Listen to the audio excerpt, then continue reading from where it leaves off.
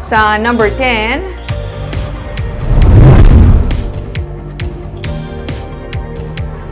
sa mga motorista, magpatughong na.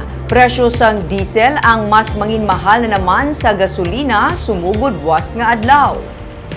Naga-average subong sa 74 pesos ang kada litro ng diesel, pero sa buwas posible na ini nga maglabot sa 80 pesos. Ang gasolina naman nga naga-average sa 76 pesos kada litro ang magalabot na sa 78 pesos. Sa advisories ang dalagko nga mga oil companies magalambot sa 6 pesos and 30 centavos tubtob 6 pesos kag 60 centavos ang saka sa diesel, kag 2 pesos kag 50 centimos naman tubtob 2.80 ang saka sa kada litro sang gasolina. May tatlo ka mga nagapanguna nga rason ang nagaapekto sa liwat nga pagsaka sa presyo sang gatong sa Pilipinas sa buwas. Sino kay Director Rino Abad sang Oil Industry Management Bureau sa Department of Energy, iniamo ang pagsaka sa demand sang Northern Hemisphere countries bangod sang summer peak period nga nagsugod sa bulan sang Hunyo tubtob Setyembre. Nakaapekto man sa pagsaka sang gatong ang pag-ban sang European Union sang Russian oil imports.